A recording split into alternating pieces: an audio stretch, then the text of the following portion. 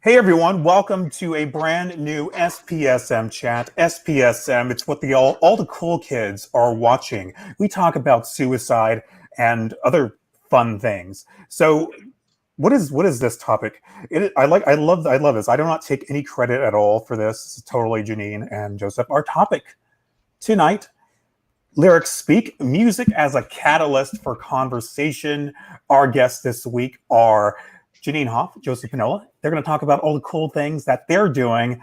And I want to hear from all of you in social media land, whether you're on facebook.com/SPSM chat, twitter.com/SPSM chat. We are, of course, at SPSM chat, mixer.com/SPSM chat, youtube.com/SPSM chat, which is probably the best place to check out past episodes, as well as spsmchat.com.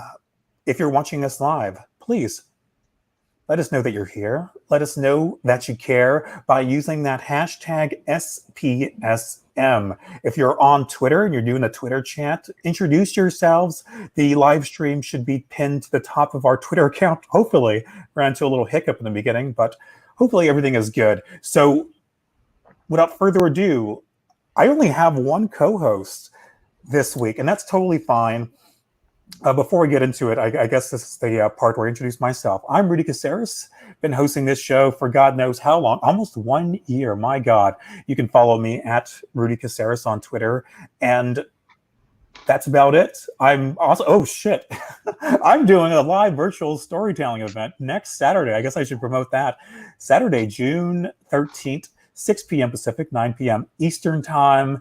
Quarantine and Healing, your stories of strength, sickness, and suckiness. And it's going to be an awesome event where we have like 17 featured speakers already, and it'll also be open mic. So once we're done with those amazing people, we'll open it up to everyone else to share a story that's related to quarantine life, which is basically anything that's happened in the past 5 or 6 months.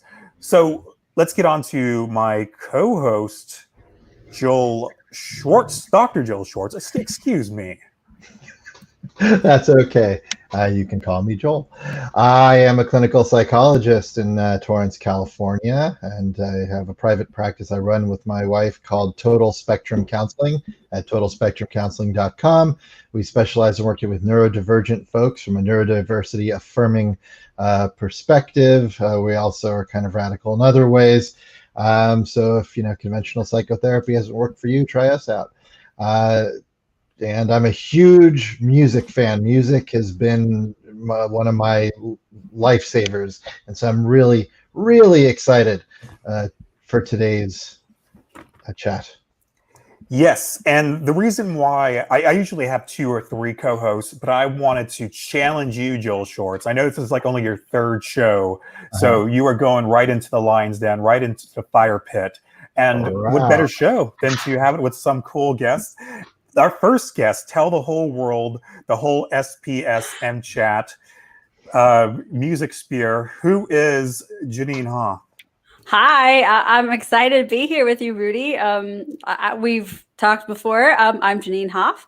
I'm the founder of Where is the Sunshine, and we focus on peer support and mental health and suicide prevention and advocacy. And I tweet from @YesYouShine. And I just love talking all things mental health. This is one of my most favorite subjects because music is probably my most favorite thing in the whole wide world, above and beyond doing the mental health stuff. And I never really ever talk about music, so I never just put it out there. So I was like, this is a good opportunity. And Joe and I, my colleague over here, we've done this before. We've presented before. So this will be fun. I'm excited. Yes, and quick housekeeping note, I was able to get the Periscope running on Twitter, so it should be up now. For some reason, blah, blah, blah, blah, insider baseball stuff. But tell the whole world, the whole SPSM chat thing. Who is Joseph Penola? Thanks, Rudy. Pleasure to virtually meet you and Joel. Jeanine, lovely to see you again. Who is Joseph Penola? Joseph Penola is a 2-time suicide attempt survivor who is now the founder and executive director of the U Rock Foundation, which is a music-based mental health and suicide prevention nonprofit. And as you guys know already, but to those who have never heard of us before, we are specifically built around using music and the artists who make it as a catalyst for conversation, as a way to, for everyone who is suffering in silence, to express what they have suppressed. Yes, and I actually have interviewed Jeanine once before for Brave Chat Live. That was fun, but I've never interviewed you. I mean, we've exchanged a few messages, Joseph, but this is the first time I feel like we've been circling each other for a bit, but now we can finally hang out for an hour. I'm glad. I'm feeling good. We got all those technical hijinks out of the way. It's time to kick some ass. It's time to rock. So the way this works, for those who are joining us for the first time, and hey, everyone who hopefully found us on Twitter, we're going to have 4 questions. And thankfully, I did none of the work. Jeanine did all of the work. These are all her questions. So if you hate them, mom. Yes, at yes you shine. So if you don't like the questions, tweet at her. Oh, they're great. They're too great for people not to like. But thank you for that. Made my job easier. Like, I'm doing a million other things. We have 4 questions. If you're on the Twitter chat, just reply to the tweet, which should go out in 1 minute with to A1 to Q1, so on and so forth. I think everyone knows the drill by now. If you're watching on Facebook, hey, how are you? Or Mixer, YouTube, still feel free to respond to the questions. Feel free to respond more than once or twice. Just make sure to use the hashtag SPSM. That way we can all see it. We can show it some love, boost it up into the algorithm. Question number 1, and it is a doozy. How do we use music to help us process what we're experiencing right now? Take it away, Jeanine. Oh, great. Just go straight to me. So this is, I went through the whole week wondering, like, oh gosh, are things going to get better? Are they going to resolve? And obviously no, because there's so much work to do. And so I really thought about, would we come off tone deaf and, talking about let's rock when, I mean, there's so much turmoil in the world. And then I actually had to separate myself from like mental health Jeanine versus musician Jeanine.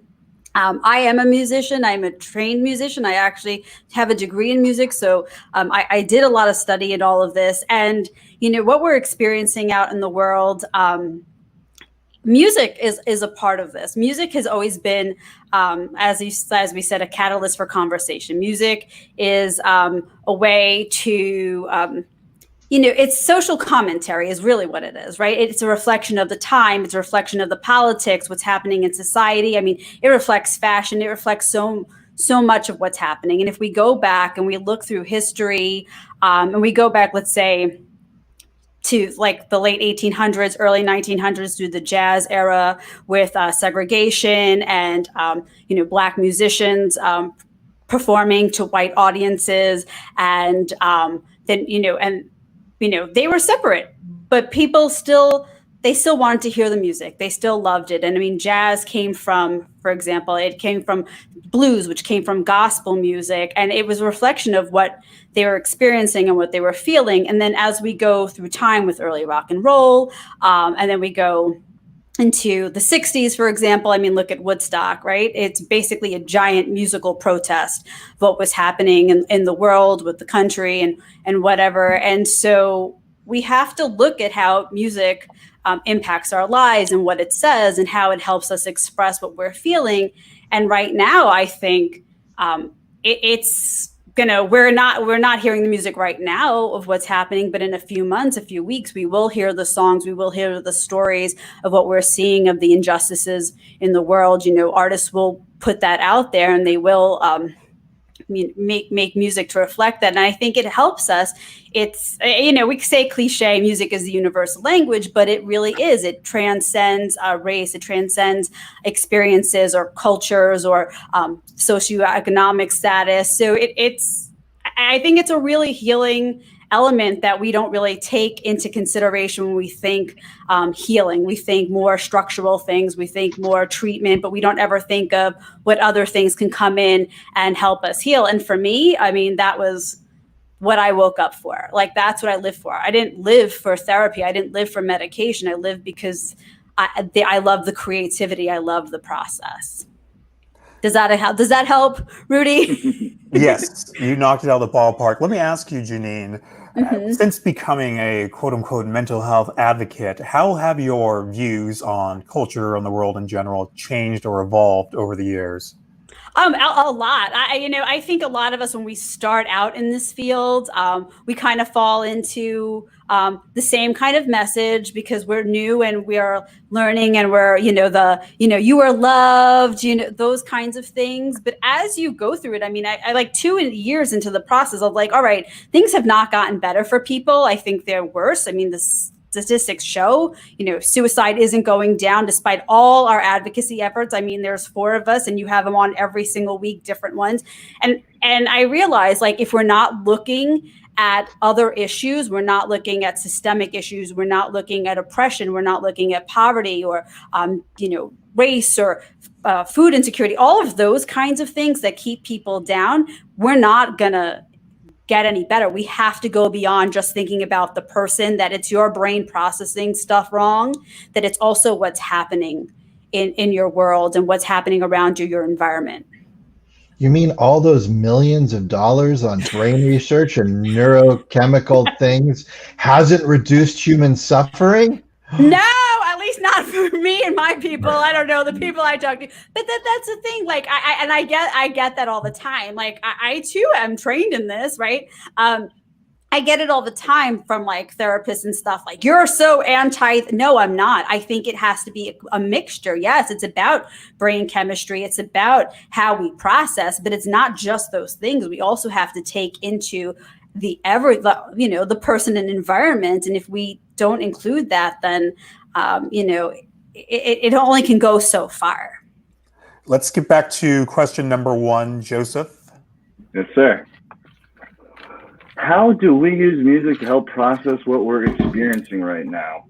Well, I don't know about most people, certainly not all people. We just heard from Jeanine, and I can definitely identify with a lot of what she says. I like to think I'm a well-spoken person, fairly eloquent. I can write fairly well, but these past couple of months, I've been tongue-tied.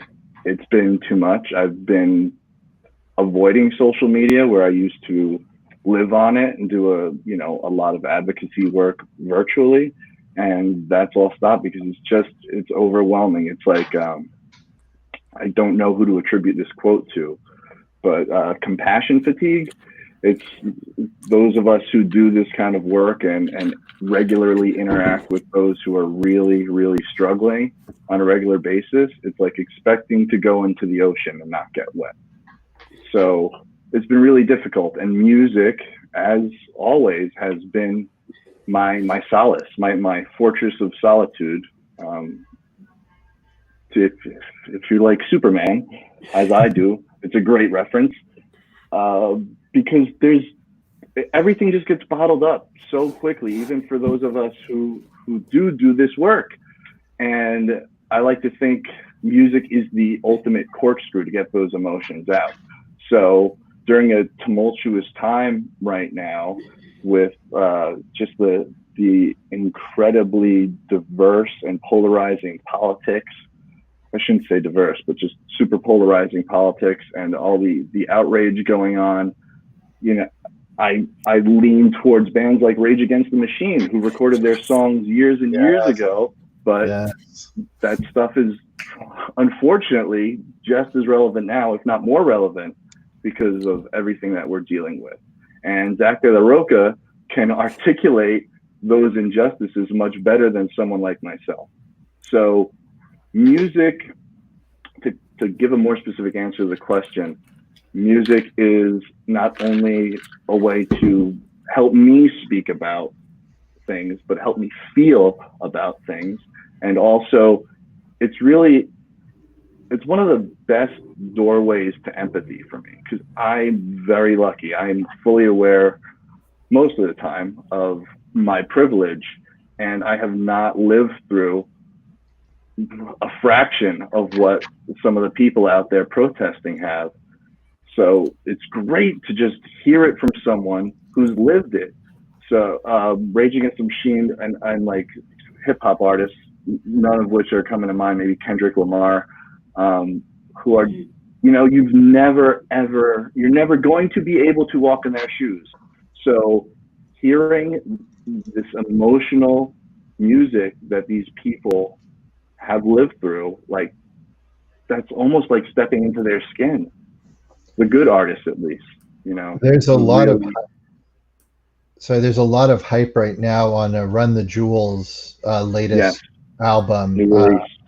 I'm not a hip hop person myself, but I respect, of course, the art form, even though it may not be one that speaks to me personally. But that's one that people should check out. Apparently, it's speaking to a lot of what's going on in a very profound way for a lot of people.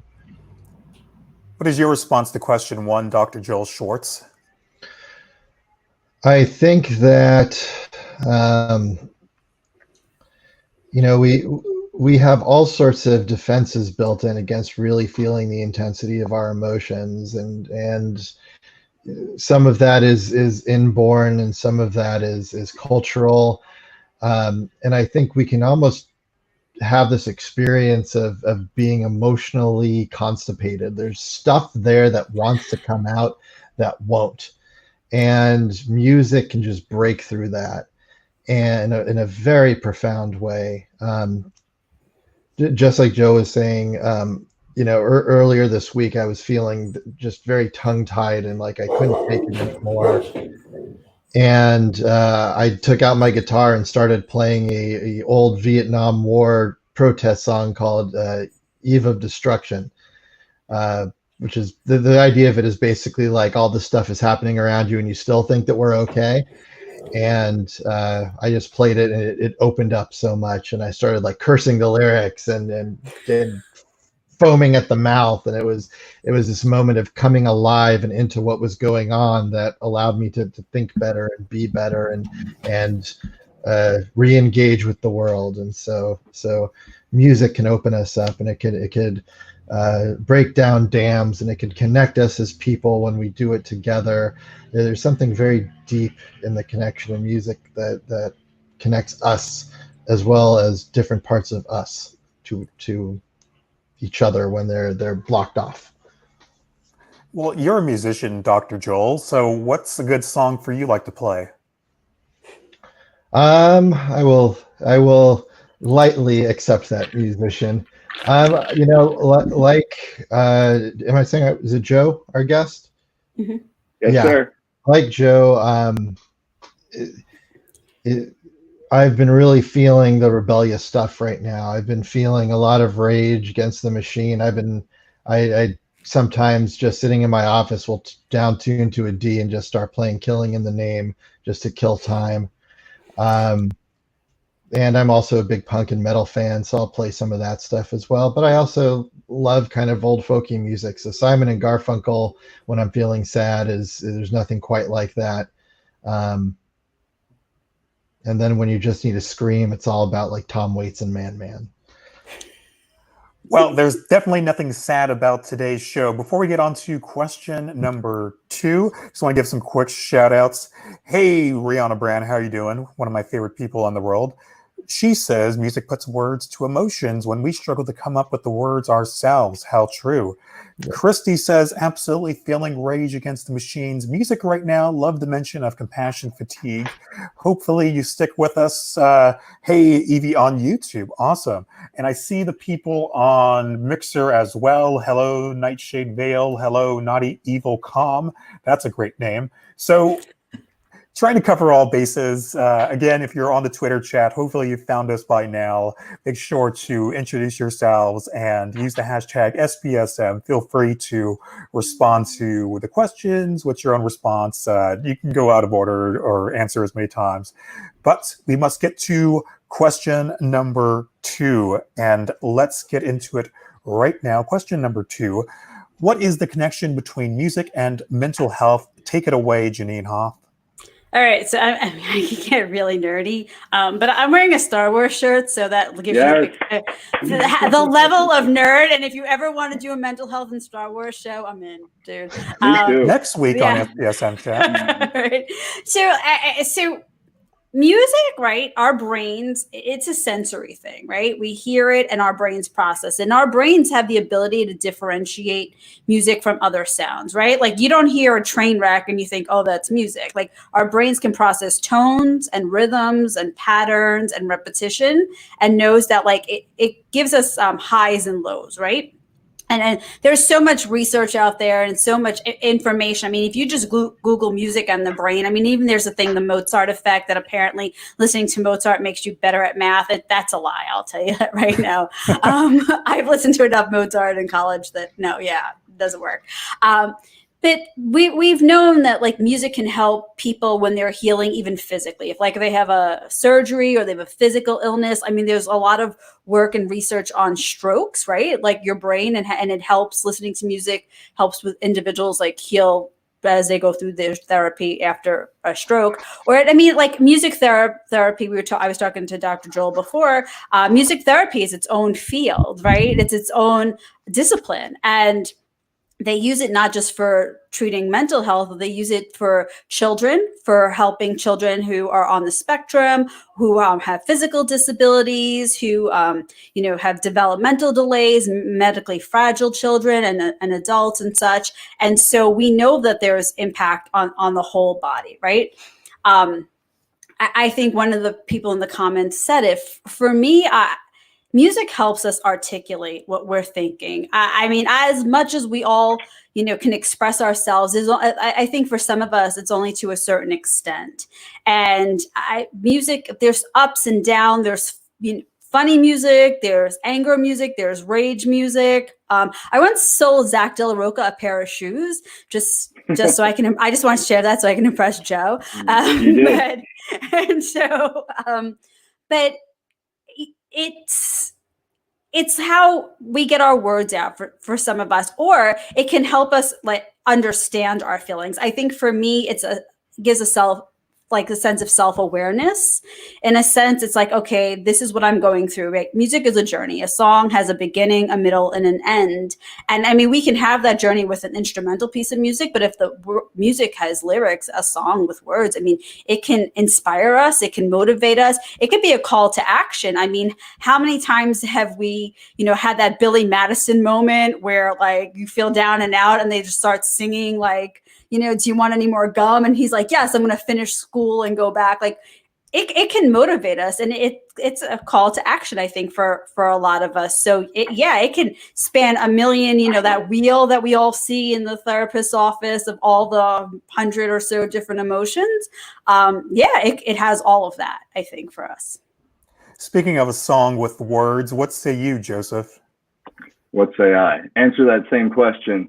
I don't have any academic credentials that I could reference right now. I know Jeanine mentioned all the research that's been done, so I'm going to come at it from a much more experiential place.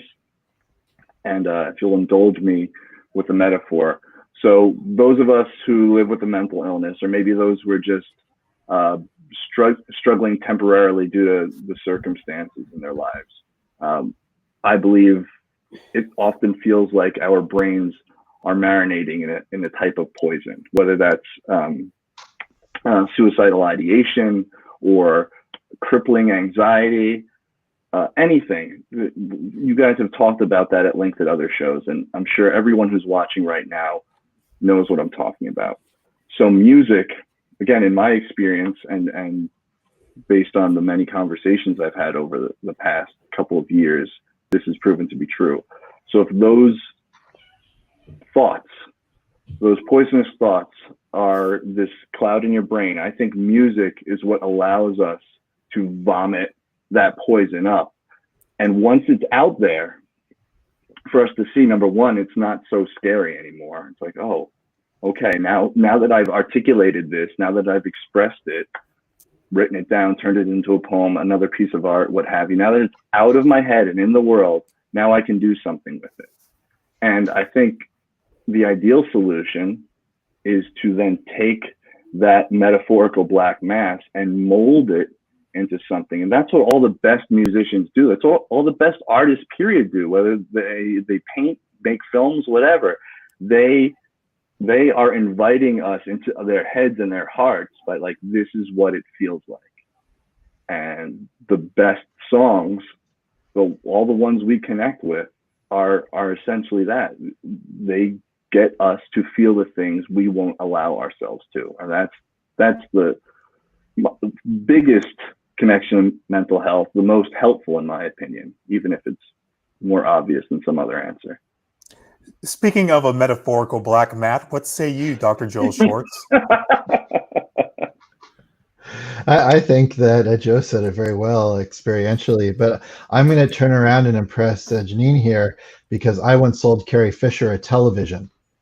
Oh, man. come on. You got your beat. I know, that's wow.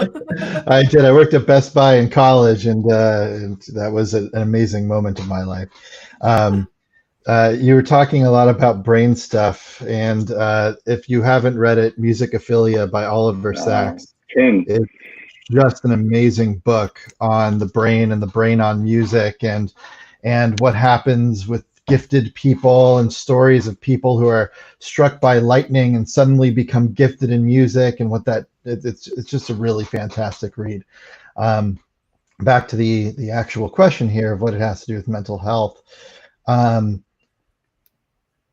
I think Joe actually said a lot of it in his going experiential, is that I would define mental health loosely, as a loose definition. I wouldn't die on this hill, as the ability to kind of attend to internal and external experiences, including emotions, sensory, what's danger, what isn't, and being able to attend to all of this stuff going on and utilizing all this information to do something functional for yourself or for others. That's my loose definition. And as I kind of spoke about earlier, is I think that being a fundamentally traumatized society, being a fundamentally poisoned culture, there's so much of our experience that we have to dissociate and cut off.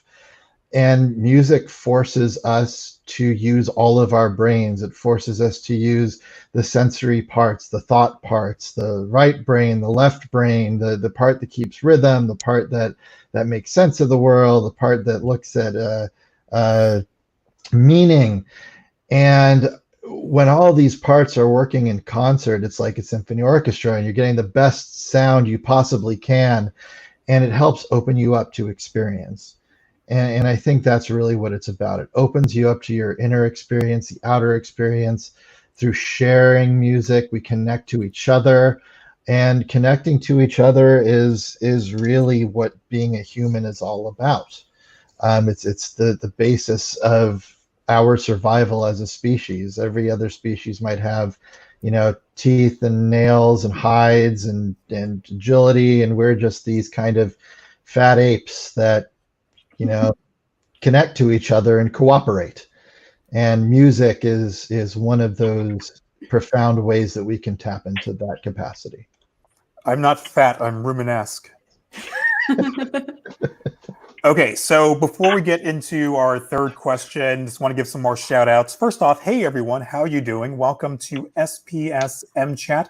We're talking with Joseph Penola and Jeanine Hoff. We're talking about what music does to our brains. Dr. Joel Schwartz is my co-host. Let's start with Mixer, actually, because we have some great comments going on there. First off, if you're just joining us on Mixer for the first time, discovered us by God knows how, hello. We stream every Sunday at 6 p.m. Pacific, 9 p.m. Eastern Time. We have expert guests on each week where we talk about different issues relating to suicide in some way. So, Nightshade says, some songs instantly transport us to a moment in our lives where there was convergence and emotional intensity. Some songs we can remember the exact place where we heard it for the first time. Great point. Thank you so much, Joelle, for moderating the Mixer chat. It is definitely not an easy job. Okay. Nightshade also says music is primal. Tribes all over the world use it as a form of community bonding. Naughty Evil says some music videos are almost like lucid dreams. I definitely agree. Joelle says pretty much every culture and society uses music in some way to connect and bond and facilitate socialization. And hey, Dr. Ursula Whiteside on Twitter as well, previous guest that we had. Thank you for contributing to the Twitter chat. Thanks again, Marshall, as well. Let's get on to question number 3. And that is, what about music specifically helped you with your mental health? Take it away, Jeanine. Oh, okay.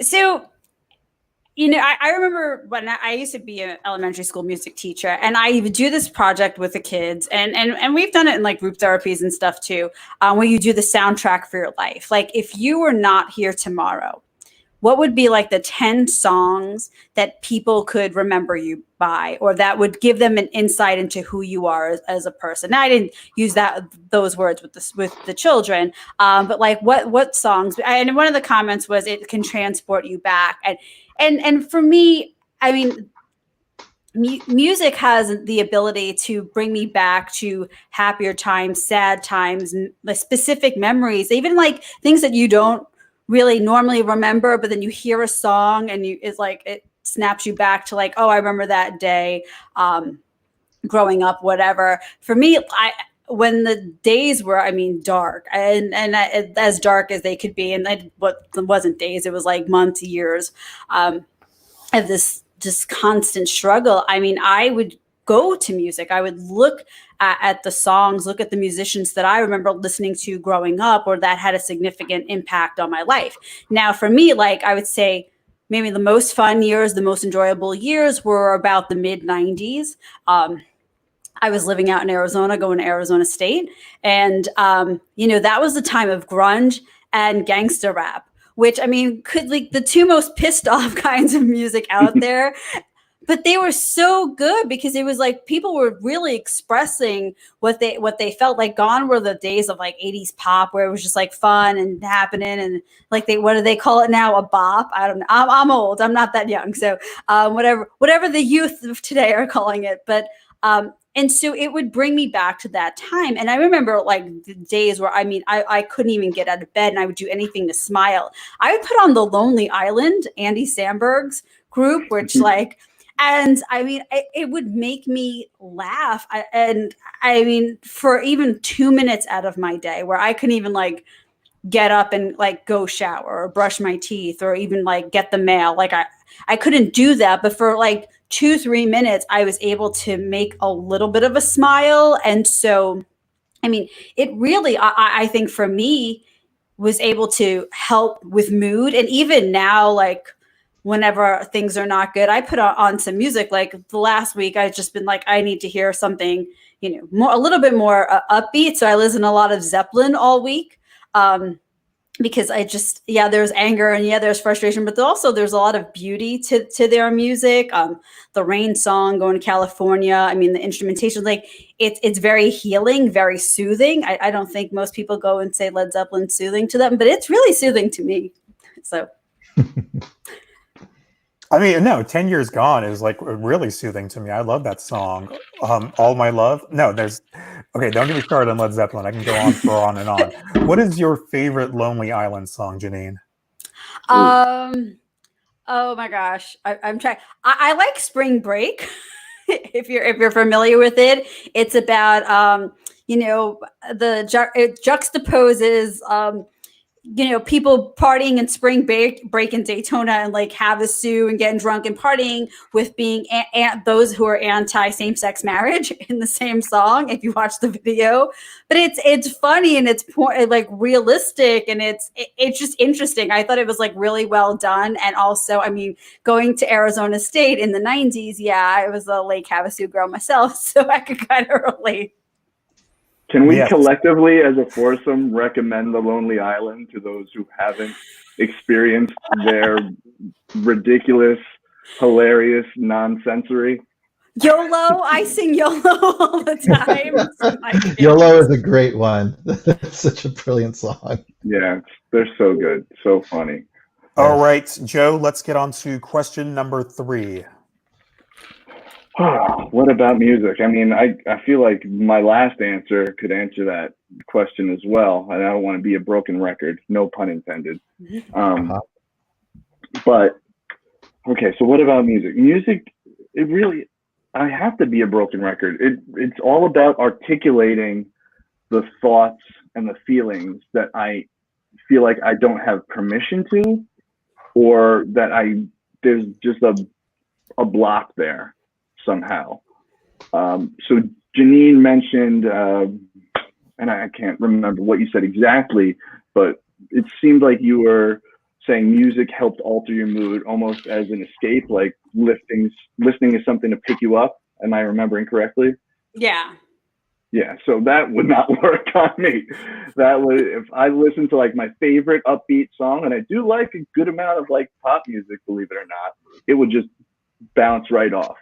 When I am down, and it happens way more often than I'd like, or when I'm furious, which is happening with increasing frequency, I need something to unlock my internal door before I can feel something else. So my go-to band, ever since I was struggling with depression, and actually before, was 9 Inch Nails. And there's a whole gamut of emotion there. But Mr. Trent Reznor and his ever-changing band lineup are exceptional at expressing rage and sorrow. And as someone who has lived with crippling depression, I don't even know how many years now, since I was 16 years old, it's just so great. And like, let's rewind back a little, because the stigma is still strong now. We know that, but it was so much stronger back in like the 90s. And it was so good for me to know that when I put my headphones on, or when I blasted my car stereo, that the person who wrote this must be feeling what I'm feeling, or at least something like it. And to know that I wasn't alone back before social media, back before, as a boy, when silence was strength and you're a fucking pussy if you cry, it was such a relief. And I had that. I had my headphones were my fortress of solitude, to make that Superman reference again. And that's so important. And I think we can all agree on that, but we somehow missed that in answering the previous questions. And I think it's really important to put a spotlight on that particularly therapeutic aspect of music. What say you, Joel?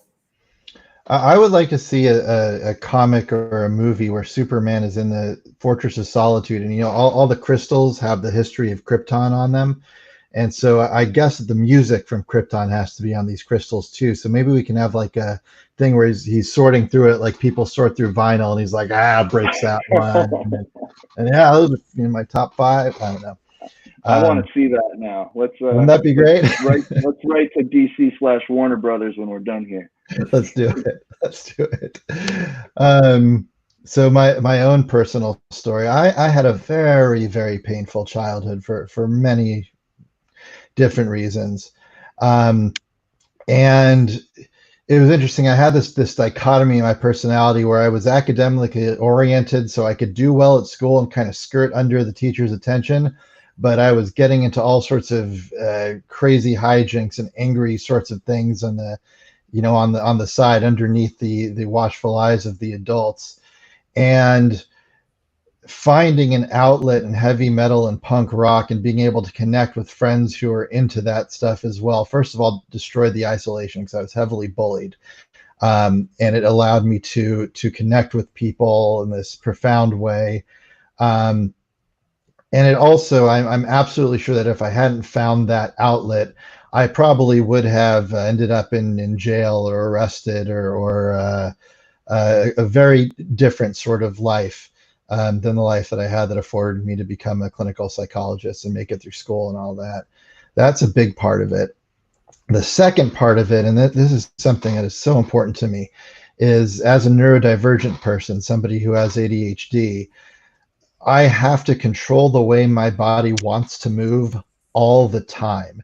And it is maddening. And the buildup of that stress over time is horrible. When I put on music and can just go, as we colloquially say, ape shit is the clinical term,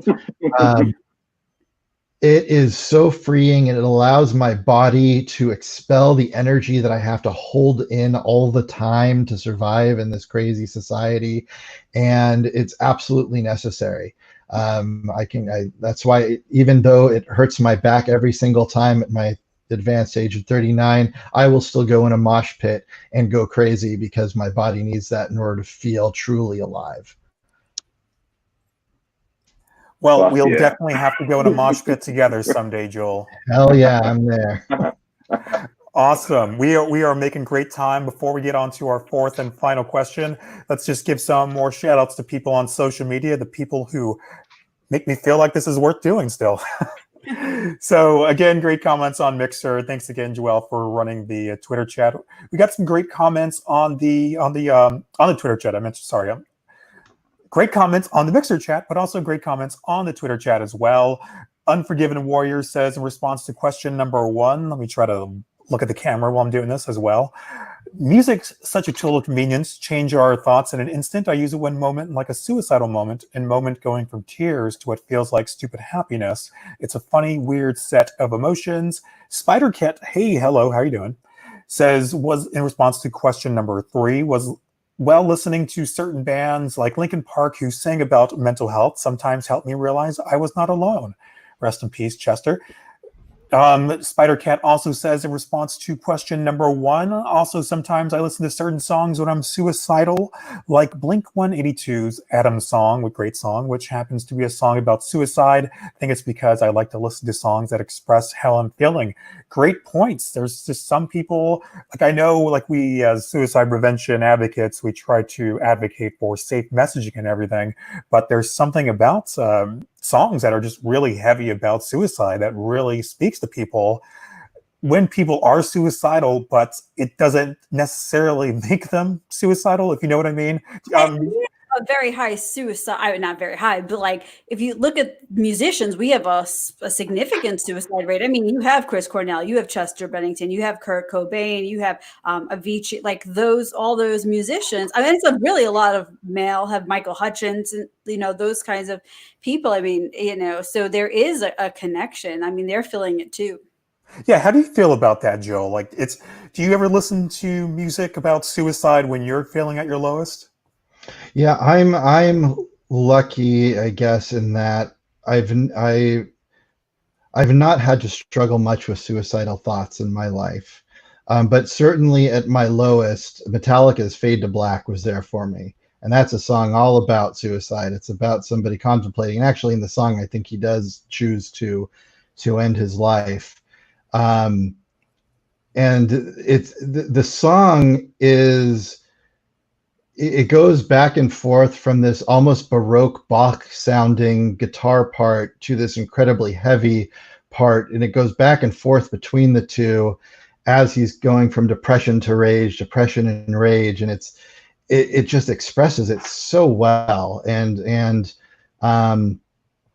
yeah, so I'm all for people using music at their lows. And there's been a bunch of times where the media has, and the Tipper Gore thing in the 80s about heavy metal is making all the kids kill themselves, and Ozzy had the birth of the parental advisory sticker. Right.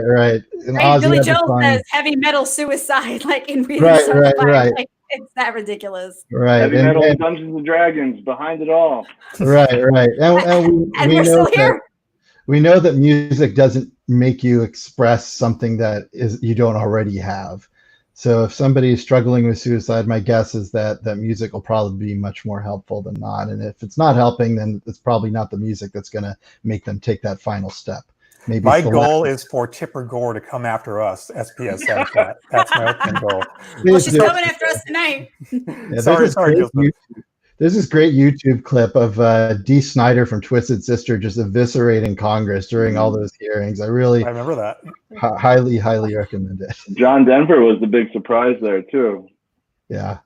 They had it was Dee Snider and Tom Zappa. John Denver was the big surprise because he was against it, despite his music not, being in the same genre, certainly not the same lyrical content. But this isn't a musical history lesson. Just please do yourselves a favor and look that stuff up. It's really entertaining and fairly enlightening about how far we've come in terms of censorship. All right, let's get on to the fourth and final question. We've come to the fourth and final question, and it reads like this. Are there any specific songs or lyrics that have helped you? Take it away, Jeanine Hoff, founder, president, ruler of Where is the Sunshine? I like ruler. That's a good one. I'm going to use that from now on. The Empress, like Palpatine, yeah. It's funny. Joe just like randomly said John Denver, which is like really like the last person anyone would think we're having a conversation about. But Rudy, on last week's show, you're like, "Where is the sunshine? I can't get it out of my mouth." Where's the sunshine? But it's literally that was what gave it this name, right? When I was depressed and suicidal and really having a hard time, every song I kept hearing had sun in it. And John Denver's "Sunshine on My Shoulder Makes Me Happy," and Aretha Franklin's "Hello Sunshine," and Bill Withers' "Ain't No Sunshine," and I got "Sunshine on a Cloudy Day." You are the sunshine. I was like, what is with these people and the sunshine? This is ridiculous. And it all kept saying the message was, after the storm will come the sunshine. And I was like, I do not know what any of them are talking about. So actually, "Where's the Sunshine" actually is my little inside joke to my depressed, suicidal self, which is how I got "Where's." There are a lot of other words I would have used, but I don't think the expletives would work well for the public. So it went with "Where is the Sunshine." But I mean, there's so many songs out there that give me different moments in my life. I think one of the very first ones I heard was actually a drag queen said to me, "You really need to get your story out there." And I was like, well, I don't want to be disrespectful for my family. And they're like, "No, you need to be like Mary Lambert's Secrets." And I was like, I don't even know what that song is. But the first line of the song is, "I got bipolar disorder." And then she keeps going on. She says, "I don't care if the world knows what my secrets are. We don't have to hide ourselves inside ourselves." And I was like, I like that. And that's what inspired me to start telling people about my experiences was, a conversation with a drag queen, because I have those conversations. But I mean, there's so many. I mean, I love Electric Light Orchestra because I think their music, Mr. Blue Sky, just will lift me up when I'm down. I mean, you can't go wrong with a Taylor Swift or Beyonce every now and then. Yes, you can. I happen to like Taylor Swift. Judgment. And sometimes we need to have that little happy music. Taylor Swift and Kendrick Lamar, Bad Blood, because a lot of what we experience and this, what we're struggling has to do with bad relationships and people mistreating us and misunderstanding what we're going through. So like Bad Blood resonated with me. But there's also, I like a lot of movie soundtracks I think have helped me. I think the Garden State soundtrack was really therapeutic for me. A lot of the songs on there. Great soundtrack. And so, I mean, you have Simon and Garfunkel on there. You have Nick Drake, who also died by suicide. And I think his song, "One of These Things First," is like one of some beautiful music. It's like healing, and it transports me. Joe, you'll appreciate it. It transports me from my home in Florida to New Jersey in the fall. My state. They go to literally the Garden State. So it worked. It reminded me of fall and pumpkins and beautiful. And I think music has that ability to transport us and, and help guide us along the way. And, like you said, Joe, be the corkscrew sometimes when you just need it to be. And then there's just being, fun and silly sometimes with music. What say you, Joseph? I could I mean, I could talk for hours about the lyrics that have really, really helped me over the years. I'll lead again with Nine Inch Nails, my favorite band of all time. I'm sure most people are familiar with Hurt at this point, if they weren't familiar with it before when it was first released. Certainly now, when Johnny Cash covered it and really made it his song. I think Trent Reznor's on record as saying it's his song now, just because of you know, the amazing context of his life to it. So if you've never heard the song Hurt, please do yourself a favor and listen to both versions. And I dare you not to cry. Almost every single Nine Inch Nails song. There's another one off the Downward Spiral album called The Becoming. And it is not, the song ends with this line, repeating over and over again with increasing volume and increasing veracity. It won't give up. It wants me dead. God damn this noise inside my head. So again, flashback to however old I was when I first heard that. It's like, oh my God, that's what it's like. There are words, there are emotions to what I'm feeling. And to someone who sees the lonely kid dressed all in black with his head down, looking at his shoes, no friends, not talking to anyone. I could have, if someone had asked me, are you okay? What's going on? I could play them this song like, this is what it's like, and they would know. And I love that song for that reason, as depressing as it may sound.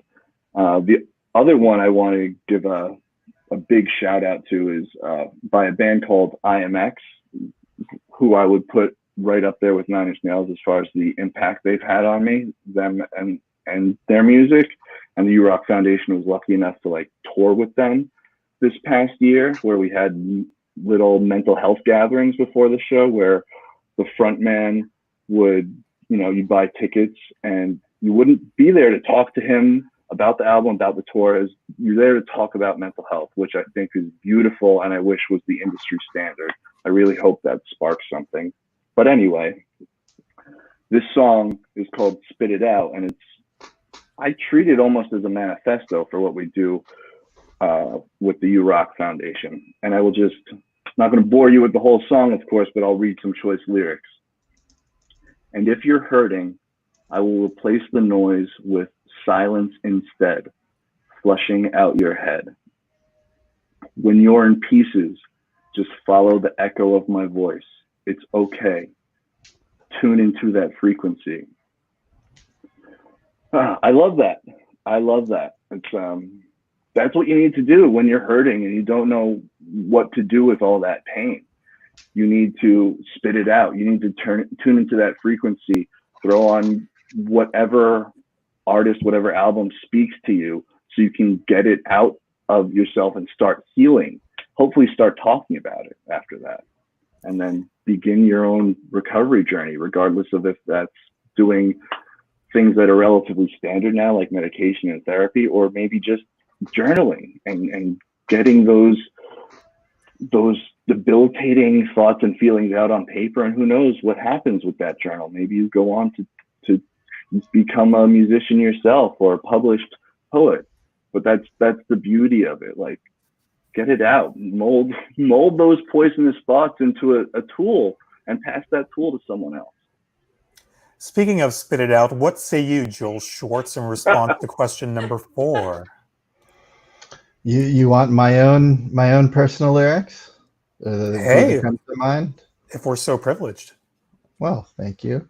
So I mentioned this before. I'm going to go on an ADHD loop here. On that same album that Johnny Cash covered, Hurt, it's American for The Man Comes Around, or When the Man Comes Around. He also covers Bridge Over Troubled Water with Fiona Apple, and it's an amazing rendition of the song. And Bridge Over Troubled Water is probably one of my all-time favorite songs. Growing up the way I did, feeling kind of chronically isolated and rejected by people, just that sentiment, when you're weary, feeling small, when tears are in your eyes, I'll dry them all. I'm on your side.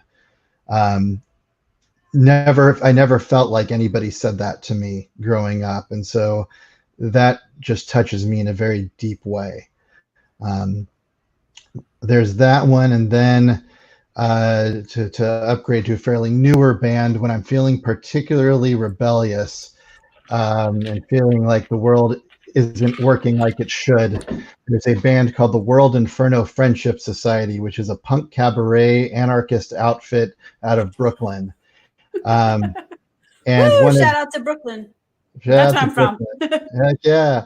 And they have a song called Zen and the Art of Breaking Everything in the Room. And the chorus of the song is pirates and bank robbers, not lawyers or CEOs. Stockbrokers ain't no heroes. So that's the one that I like when I'm feeling rebellious. You know, it reminds me of when I was in the Army. We had this team building exercise where you had to like build a human bridge over like this big little puddle, and they called it water under troubled bridge. I like it. Awesome. So let's get on to final thoughts, and let's go with Jeanine. I would say my final thought is, I do love musical theater too, and I find that very healing. And in the musical Rent, there's a line that says, "The opposite of war isn't peace; it's creation." And I think that's so relevant to what we're experiencing now. I hope what people are feeling now, the angst. I mean, we've all been home for 3-4 months at this point. There's angst in the streets, there's angst and anxiety at home. I think we're all just really uneasy. And I would want people to take that energy and manifest it in creative ways and go out there and create music, create art, create, spoken word or writing or journaling, like Joe said. Put it in a creative medium. Who knows where it'll take you? And I think that right now, I mean, when we're home and we're isolated and we can't go anywhere and everything is closed and stuff, music could be a friend, right? But I've heard so much about people being alone, like who live alone or I feel isolated from the rest of the world and how hard it is. And for me, there's a difference between being alone and loneliness. You can be very lonely living in a house of 5 or 6 people.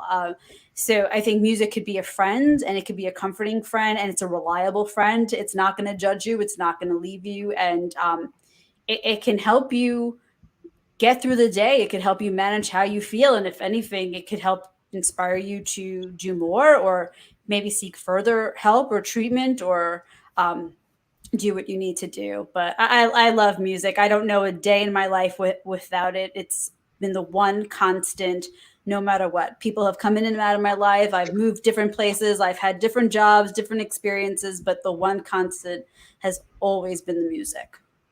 Thank you so much, Jeanine. I'm really glad we were able to collaborate again. I know we were supposed to meet up at AAS, and that obviously did not happen in person. I know, but we did all, use the chat feature on the video conference. But next year, right? Maybe. Yeah, come. So how can people get in touch with you? So they can, at me at Twitter or Instagram or on our Facebook page. The Facebook page is Where is the Sunshine. I don't think I could get the words in on Twitter, to have it as Where is the Sunshine. Our website is whereisthesunshine.com, but it's down right now because we're launching a new site soon and a new logo and new stuff. But now is not the appropriate time to throw that all out into the atmosphere with what's going on. We want to be sensitive to people and not promote that kind of stuff until a few weeks from now. Yeah, and I'm glad that you mentioned that. I look forward to all the cool things you got going. I'm probably going to end up being vice president of that thing someday. So there we go. Or you can be the emperor. There we go. Okay, so final thoughts, Joe? Final thoughts. First off, just thank you guys. This is a real pleasure. And I've been I've been increasingly hermetic, some of it by choice, most of it not. And it's just really wonderful to connect with like-minded mental health advocates and music fans. So thank you again for letting me be a part of this. Final thoughts on what we discussed today. My final thought is an invitation. It's an invitation to everyone out there who is watching now, or maybe will watch it later, to those people who unlike us, they have not been as open with their struggles, whether they have a diagnosed mental illness or are just, you know, struggling in these very, very challenging times we're all well aware of. Use music, use it. It's there for you. Use it to comfort you, like Jeanine said. You're not alone. There's a song for every person out there, for every feeling out there. And more importantly, healing can't start until you start talking. So whether it's with your family, with your friends, or with yourself, I brought up journaling before. Now, the smallest of silver linings to us all being in lockdown was, I think a lot of people found themselves being introspective when they otherwise wouldn't be. And that's where all the work happens, at least in my humble opinion. You got to really get down to the core of you and realize what's there, what you want to change and how you can change it. And music, it's beautiful. It's a tool. It's a doorway to a different life, a better life, if you allow it to lead you there. So I'm going to use myself as an example again, rather than hypothesize.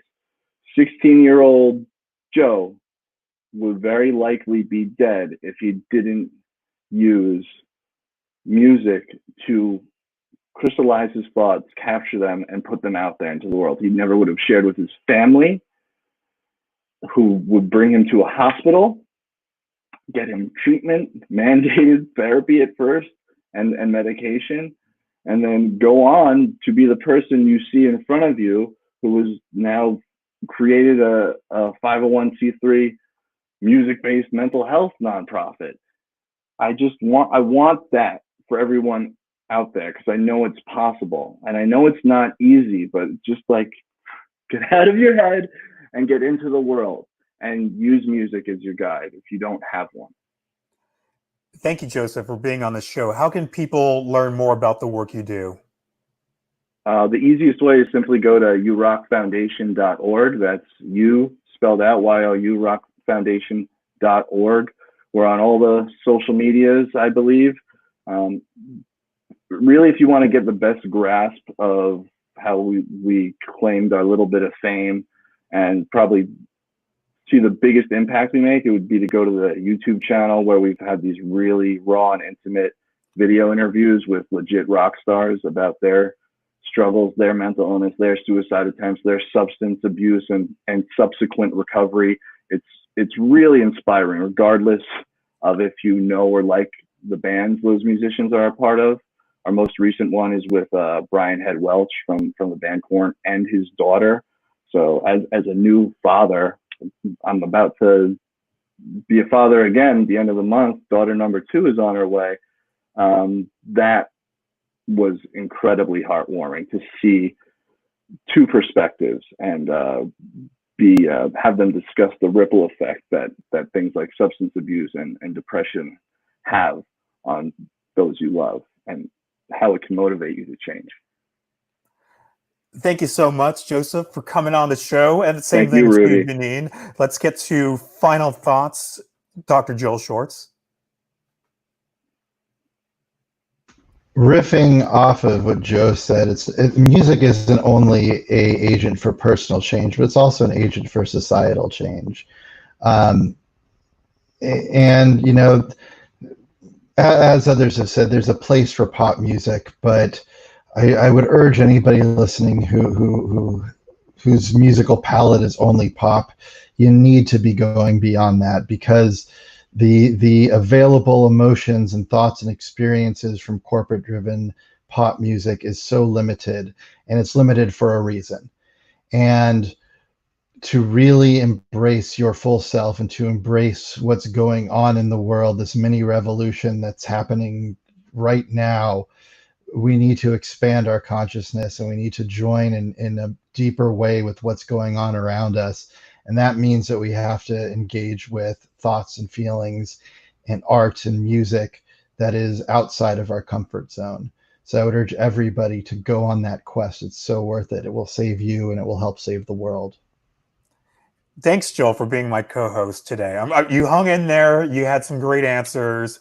Do you feel like you found your groove now as a co-host of SPSM Chat? Sure thing, yeah.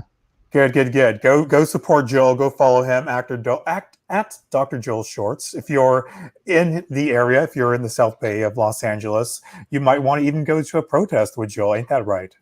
That's right. I've gone to a couple. I'm planning on going to a couple more. Okay, so that's going to do it for SPSM Chat. Thank you, everyone, for joining us. I know we kind of ran out of time towards the end to give all the shout-outs and all the love, but thank you so much. Thanks again to Krista Marie for also running our Twitter chat. Lots of great tweets. I'm looking forward to looking at some of these and responding to them and making sure that I give respect where respect is deserved. Such great fans. Thank you to the people who joined us on Mixer as well. Thank you for the great comments on Facebook. Thank you to Evie on YouTube as well. Thank you to Ursula on Periscope. Until next week. Oh, wait. We don't have a guest for next week. I'm waiting for him to confirm. If so, then that's going to be awesome. So just make sure to follow us if you haven't already on SPSM Chat on all the things. Go to spsmchat.com to see all past episodes. And I never got to get to my part where I talk about lyrics that really speak to me. Yeah, I'd like to hear that. Well, I hope it's a private conversation. I hope that they speak to all of you. Instead of my usual piggy line, I'm going to end it with this. Because love's such an old-fashioned word, and love dares you to care for the people on the edge of the night. And love dares you to change our way of caring about ourselves. This is our last dance.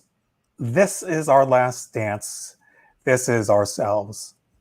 Under pressure. Under pressure. Snap, snap, snap, snap. Whoever can snap, do the thing.